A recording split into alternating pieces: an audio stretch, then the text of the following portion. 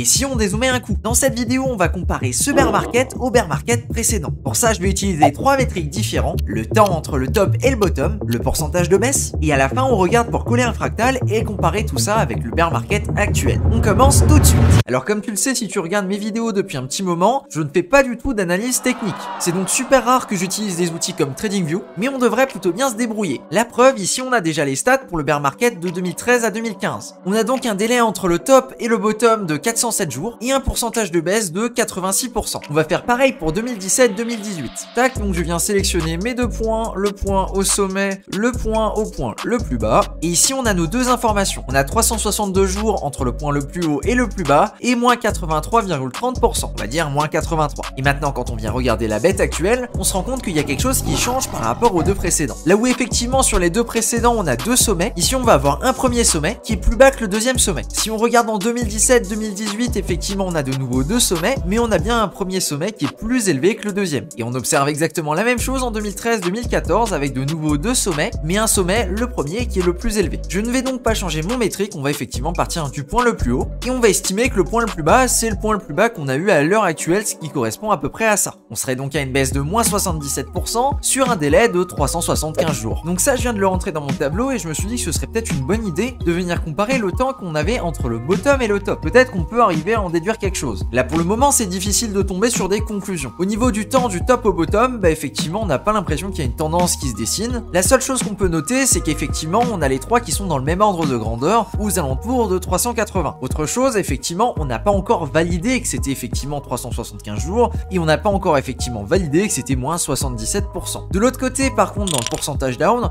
on a effectivement une suite qui a l'air plutôt logique. On observe donc des baisses qui sont de moins en moins fortes à chaque cycle, et ça semble plutôt logique parce qu'on a un Bitcoin qui a de plus en plus une grosse market cap, donc pour pouvoir lui faire perdre une quantité énorme en pourcentage, bien ça représente à enlever une quantité de plus en plus importante d'argent dedans. Plus la market cap d'un asset va être élevée, moins il va avoir tendance à être volatile, parce qu'il faut beaucoup d'argent pour pouvoir le faire bouger, dans un sens comme dans l'autre. On va donc regarder le deuxième métrique, le temps du bottom au top. Donc ici entre 2013 et 2017, on aurait à peu près quelque chose qui ressemble à ça. Il y aurait donc 1078 jours. Ok, donc celui-là je le note. Et si on fait la comparaison sur le bear market de 2018 au top de 2021, on obtient quasiment la même chose avec 1080 jours. Alors est-ce que c'est une coïncidence qu'on soit aussi proche? Peut-être. Autre chose, comme je l'ai mentionné tout à l'heure, plus un asset est gros, plus il va avoir de difficultés à venir faire de la volatilité. Là où on a observé un gain de 11 000% entre le fond de 2015 et le top de 2017, le gain pour Bitcoin entre 2018-2019 et le sommet en 2021 n'est que, je dis bien que avec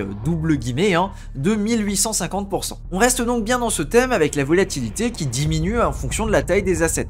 C'est pour ça que très souvent les plus gros multiples sont réalisés sur des petites crypto-monnaies. Et c'est aussi en partie pour ça que les altcoins sont si populaires. On va donc maintenant venir utiliser des fractales. C'est-à-dire qu'on va venir comparer ce qui se serait passé si effectivement le bottom et donc la dernière capitulation était effectivement en début novembre 2022 et qu'on avait des performances similaires à ce qui s'était passé en 2014-2015 ou 2017-2018. Pour ça, on a un outil ici qui nous permet de prendre le bar patterns et on va donc regarder d'abord pour 2018 qui est juste ici. On va donc venir prendre une première date en 2018 et on va venir prendre une date, disons un an plus tard. On était donc le 28 novembre et là j'ai le 29 novembre. Et là effectivement j'ai mon pattern. Je vais donc venir le mettre directement à l'endroit là où effectivement on a notre fond. Mais là comme tu peux voir il a un souci, c'est qu'il n'est pas du tout à l'échelle. Un an entre ce point là et ce point là. Mais par contre au niveau de la valeur en dollars on n'est pas du tout bon. Ce qu'on va faire c'est donc qu'on va venir prendre une échelle. Je vais donc me placer avec le sommet à 1 et le minimum à 0. Je regarde pour bien avoir la bosse en même temps. Et maintenant je peux regarder, ici on a un point qui est environ à 0,618. On peut donc maintenant faire la même chose juste ici. Et on va maintenant pouvoir venir scaler cette partie là directement au niveau du 618.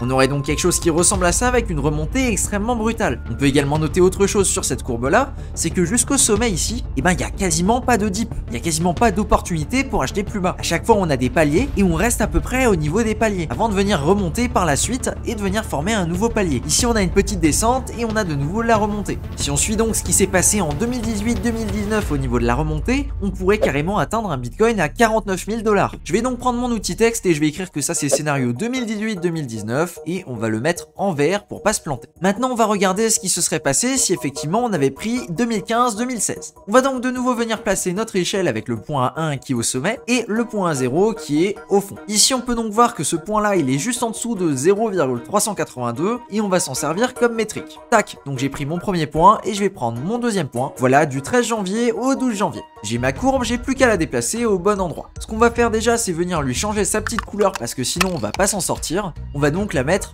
en bleu. Je vais donc venir la placer correctement au début et on a vu qu'au niveau du scaling, on arrivait à peu près à ce point-là pour le point extrême. Je viens de le mettre à l'échelle et maintenant on peut venir enlever notre fond. Et donc ça, c'est si on suit le scénario de 2013-2014. Bon, j'ai juste changé les couleurs parce que c'était pas très lisible. Et on peut voir que dans le scénario de 2013-2014, on a effectivement pas mal de temps pour pouvoir recharger et on a même une rechute qui vient tomber plutôt bas, ce qui peut effectivement donner d'autres opportunités d'achat aux bears qui pensent qu'on n'est pas encore au fond. Alors que si on est sur un scénario qui ressemble plus à ce qui s'est passé en 2018-2019, on a une remontée qui est sacrément brutale et qui empêche vraiment les bears de pouvoir racheter plus bas. Évidemment, tout ça prend en compte plusieurs choses. Déjà le fait qu'effectivement on a passé le bottom et que ce bottom là c'était effectivement la capitulation avec FTX. Et là encore aujourd'hui, je suis tombé sur un article qui va dans le sens de cette thèse-là. Genesis, du coup un gros échange crypto, vient de déposer le bilan aujourd'hui. Ça fait un petit moment qu'on s'attendait quand même à ce que ça arrive, j'en avais d'ailleurs fait une vidéo sur la chaîne, et l'annonce a eu quasiment aucun impact sur le prix. Et dans le bear market, normalement quand on a des mauvaises news,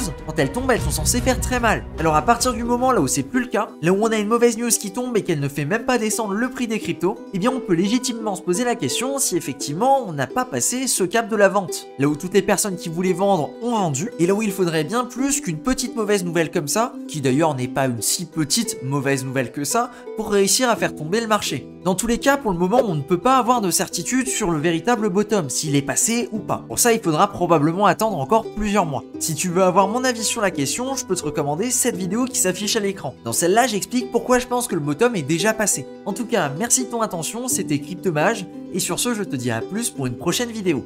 Ciao!